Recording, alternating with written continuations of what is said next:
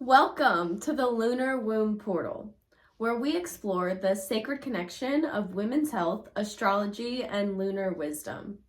I'm Michaela, a women's health specialist, educator, and herbalist, guiding women and girls from puberty through menopause to live in alignment with their cycles, the moon, and the seasons of nature. I'm so honored to have you here with me for this very first podcast. Thank you so much for tuning in. And I just want to point out that it's no coincidence that I'm dropping the episode today on the Lunar New Year and the new moon in Aquarius. This is a time of fresh starts, vision setting, and reconnecting to what makes you uniquely you. In this space, we'll dive into topics like menstrual cycle awareness, womb healing, yoni steaming, herbal wisdom, astrology, and practical tools to help you embrace your feminine energy and live in tune with nature. Together, we'll rediscover ancient practices and wisdom that help us connect deeper with our bodies and the earth. For me, the moon, the stars, and my menstrual cycle have become my guidance system. They're how I tell time, set intentions, and align my energy throughout the month and the year. And that's why today I want to talk about the 4 phases of the menstrual cycle and how we can utilize them alongside the moon as a framework for living a more intentional, harmonious life in 2025.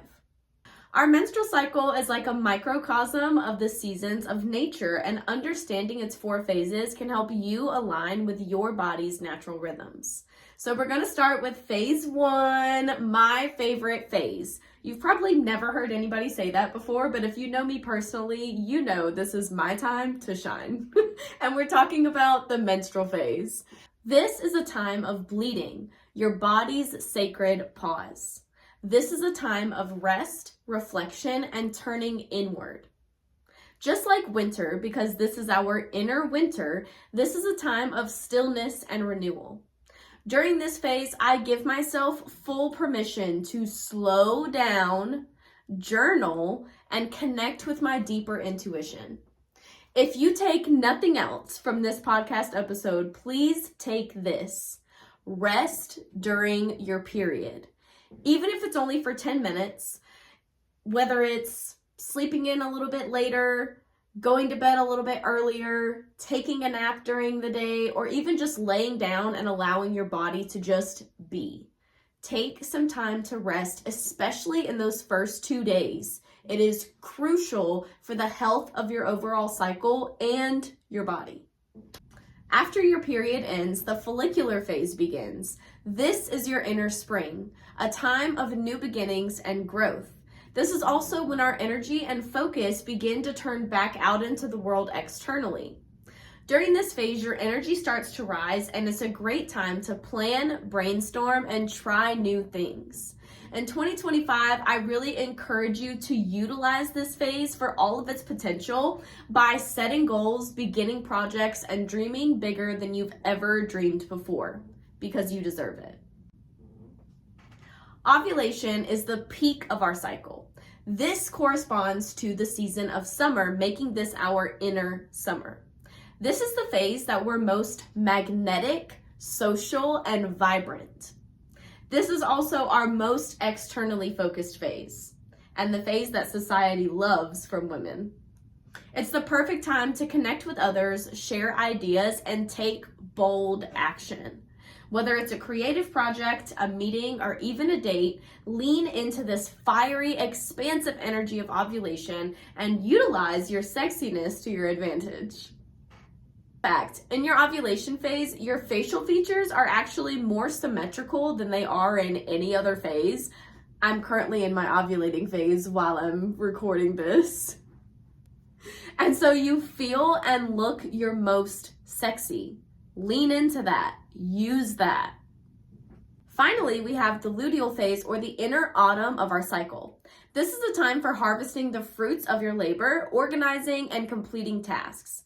It's also when your body naturally begins to turn that focus and energy back inward again, preparing you for the next menstrual phase.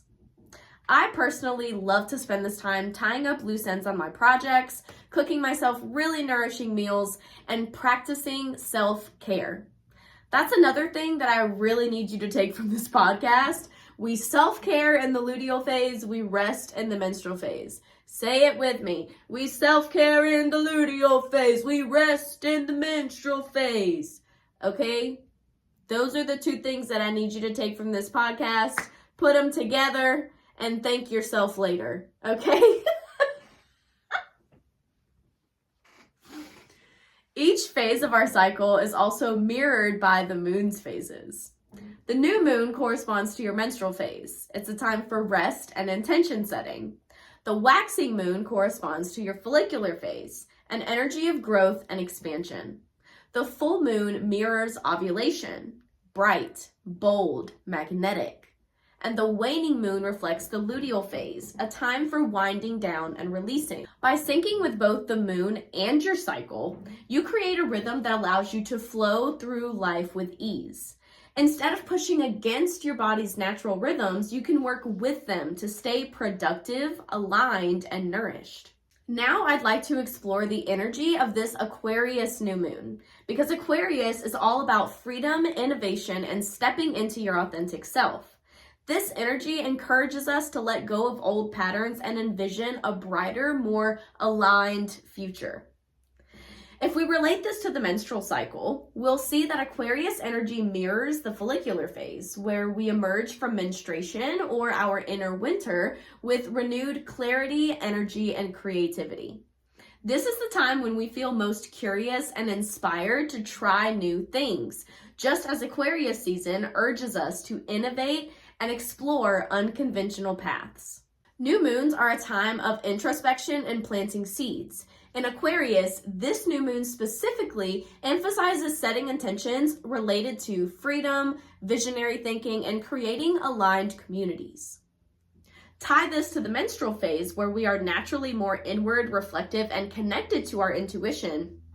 And the new moon's energy parallels the wisdom and clarity available during menstruation. I'd really like to encourage you to use this new moon to journal about how you can align with your unique vision for life or business and release limiting beliefs about your cycle or self-expression. Ask yourself, how can I embrace my body's cycles as a source of empowerment? Astrologically, Aquarius season is about innovation, rebellion, and collective growth. It invites us to break free from societal conditioning and embrace individuality while considering how our unique contributions serve the collective, which feels especially fitting as we come together in this space to learn, share, and grow. Pluto, the planet of transformation and rebirth, entered Aquarius in 2023, had a fun little back and forth with Capricorn until November of 2024, and will be stationed in Aquarius until 2044. Pluto's long transit through Aquarius brings massive transformation in the ways that we view systems, technology, and collective power. It's about deconstructing what's no longer working and rebuilding it in a way that serves us both individually and collectively. Be sure to check the house that Aquarius is in your natal chart to see how this Aquarius season is affecting you specifically, but also how this Pluto and Aquarius transit will continue to affect you for the years to come. This long transit is about breaking down outdated structures and rebuilding something more innovative and equitable. The luteal phase leading up to menstruation holds similar transformative energy. It's a time when we often feel heightened awareness of what's not working in our lives, whether it's relationships, habits, or beliefs. Pluto pushes for collective transformation, and this mirrors the luteal phase where we often feel discomfort or resistance before our period starts. Just as Pluto pushes us to face the shadows collectively, the luteal phase invites us to address what's out of alignment in our lives personally through reflection and release. If you're someone who loves breaking away from societal norms and creating your own path, welcome to the age of Aquarius. We understand how this energy affects us both internally and externally. We can embrace the transformative nature of our cycle, using each phase as an opportunity to reflect, create, and realign our lives. Here are some ways that we can work with this energy. The first way is through cycle awareness rituals for Aquarius season. So if you're menstruating, align reflective journaling with the themes of Aquarius and ask questions like, What systems in my life feel outdated? How can I step more fully into my uniqueness? For the follicular phase, experiment with new habits, yoga flows, or creative projects that break away from routine.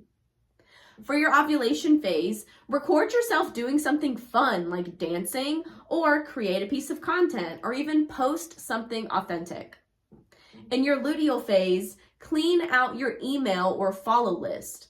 Try some meditation or abstract movement in the morning to start your day and see how that influences you for the rest of your day. The next way that we can connect with this energy is through yoni steaming.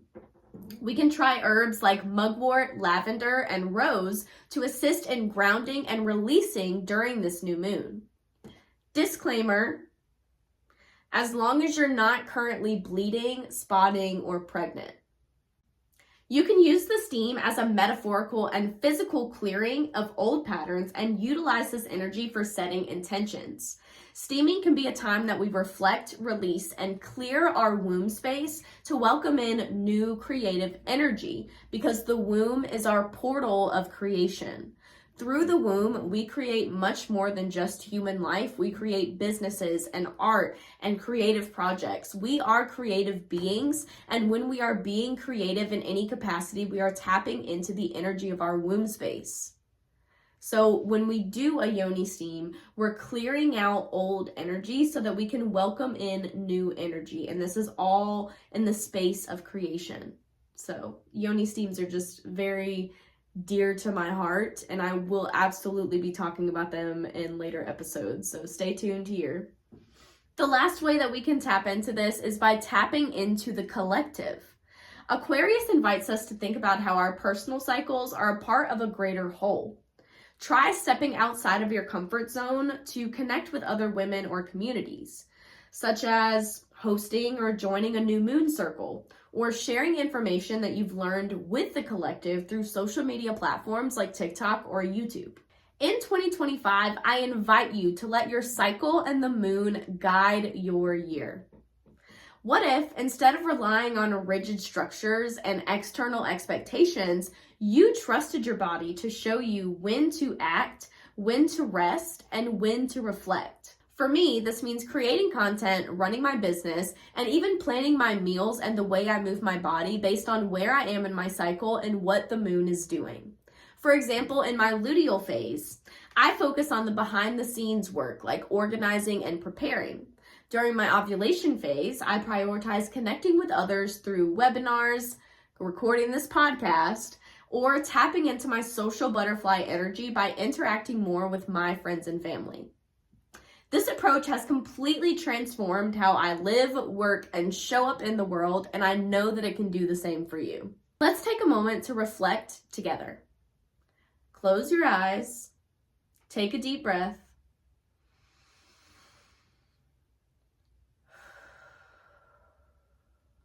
and place your hands on your womb space if that feels comfortable for you.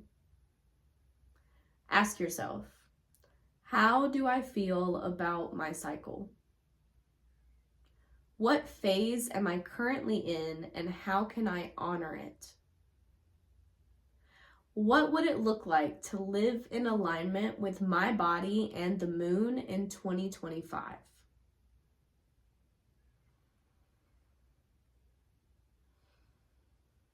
Feel free to journal about this later or just carry these questions with you into your day. Wow, that really relaxed me just by doing that for a second. I hope you found today's episode insightful, empowering, and elevating. Thank you so much for joining me for this very first episode of the Lunar Womb Portal. I hope you feel inspired to honor your cycles and the moon as your ultimate guidance system this year. If you enjoyed this episode, I'd love for you to subscribe, share, and leave a review. It helps this podcast reach women who are looking to reclaim their power and their natural rhythms. You can also connect with me on my website at www.lunawombcycles.com for more insights, tips, and offers to help you along your journey. Until next time, remember to honor your rhythms, trust your body, and embrace the wisdom of the moon, your womb, and the cycles of creation. Sending you so much love and many, many, many lunar blessings. Thank you so much for watching today's episode and tuning in with me. If you made it all the way through, I'm so grateful that you're here. I appreciate you so much. Thank you so much for being here. Until next time.